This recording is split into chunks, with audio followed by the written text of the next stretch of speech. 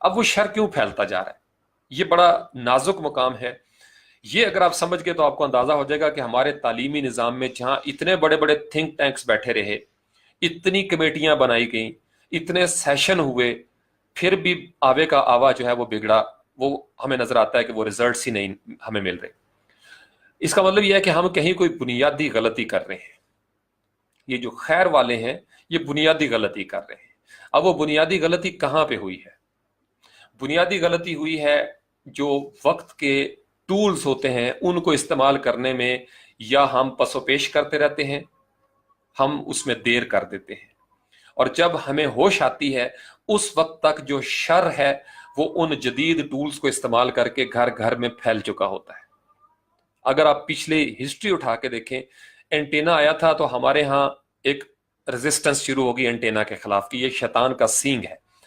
Dish antenna کے خلاف بھی یہی کیمپین چلی.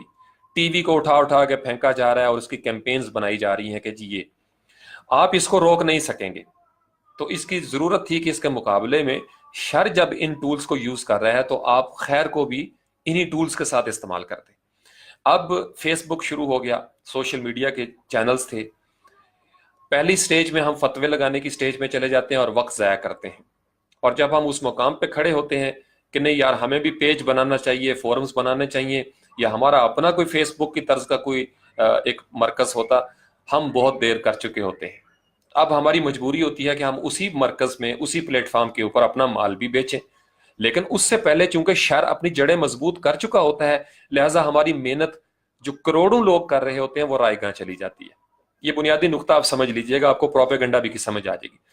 پروپیگنڈا کی جو نیگیٹو فورسز ہیں جب وہ زیادہ پاورفل میڈیمز کو یوز کرنا شروع کر دیں گی، ان کا پھیلاؤ زیادہ ہو جائے گا. وہ اس میں فائنانس فنڈنگ بھی کر رہے ہوں گے، مین پاور بھی ہو رہی ہوگی، اور پہلے انہوں نے مورچے لگا لیے ہوں گے، پہلے وہ ٹرین پہ چڑھ گئے ہوں گے اور انہوں نے تمام سیٹیں اور برتھیں بک کر لی ہوں گی. تو آپ نے تو اب صرف لٹکنا ہے، باہر لٹکیں، چھت پہ لٹکیں، فتوے لگا دیں، یا اگر ٹرین مس ہو جائے تو پلیٹ فارم پہ کھڑے ہو کے زور زور سے نعرے لگائیں کہ یہ کافروں کی ٹرین ہے، یہ یہودیوں کی ٹرین ہے، یا فاسقین کی ٹرین ہے، جو مرضی کہتے رہیں، you have missed your train. تو جب انسان دیر کر دیتا ہے، نبی پاک علیہ السلام کی سنت ہے، بہت بڑی سنت ہے، وقت کی ٹیکنالوجی کا استعمال. آپ علیہ السلام نے عرب کے اس دور میں چلے جائیں، جو بہترین نسل کے عربی گھوڑے تھے، عربی نسل کے، وہ تیار کیے.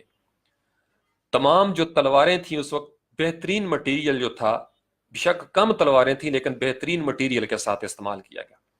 جو اس وقت جنگی حربے تھے، اسٹریٹجیز تھیں وار پلاننگ کی، نبی پاک علیہ السلام نے ایڈوانس ترین، ماڈرن ترین ان سے دیکھ کے پھر دشمنوں نے بھی سیکھا. تو آپ علیہ السلام نے وہ اسٹریٹجیز، وہ حکمت عملی جو تھی وہ صحابہ کرام کو سکھائی.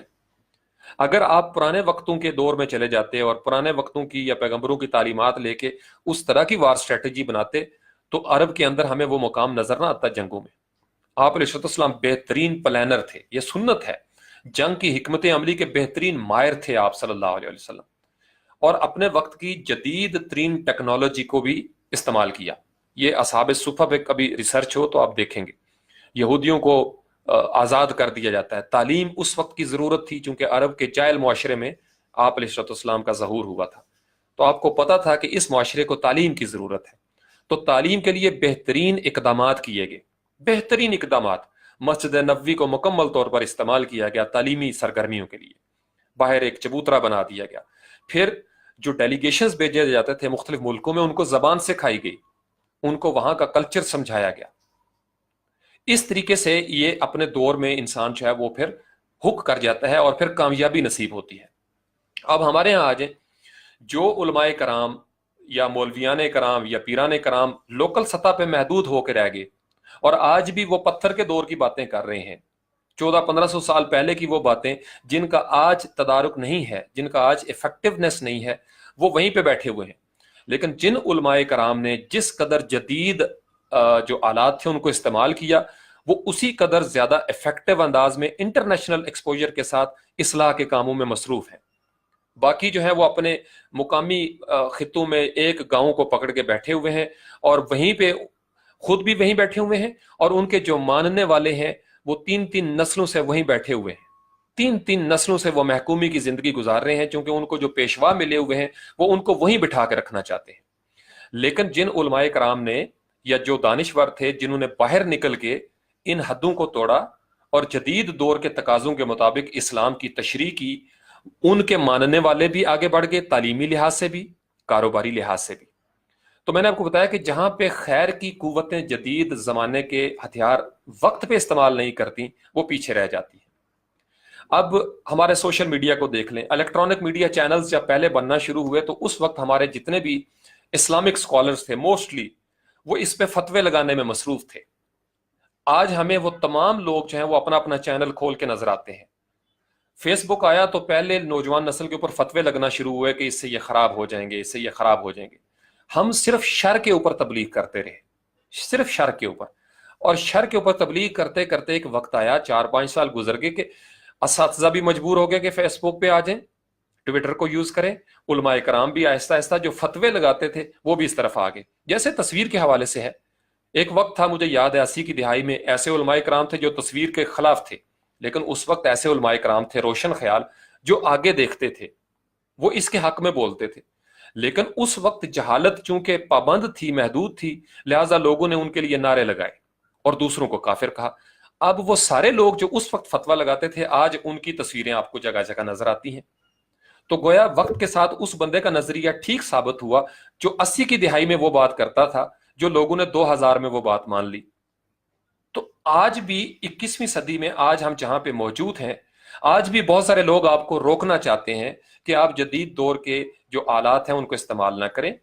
और इसका नतीजा क्या हो रहा है कि एक तबका हमारा महदूद होकर बैठा हुआ है, तरक्की नहीं कर पा रहा, क्योंकि वो या किसी पीर के, जाली पीर के, मैं उनको हकीकी पीर समझते नहीं, या उलमाए सू का शिकार है और अपनी महदूद सतह पे बैठा हुआ है और नस्ल दर नस्ल वो महकूम है। अब आप इसको पिछले पहले सेशन के साथ, पहले हिस्से के साथ जोड़ के देखें। प्रोपेगेंडा वहां पे कामयाब होता है जहां पे जहालत जो है वो मौजूद रहती है, जहां पे तहकीक खत्म हो जाए वहां पे प्रोपेगेंडा कामयाब होता है। अब कुरान ने एक आयत अगर हम सिर्फ ले लेना पूरे कुरान से, कुरान ने हर किस्म के प्रोपेगेंडे का जो शरीर लोग करते हैं या खैर वाले, उसका एक तोड़ कर दिया कि जब भी तुम्हारे पास कोई खबर लेकर आए कोई फासिक, तो तहकीक कर लो,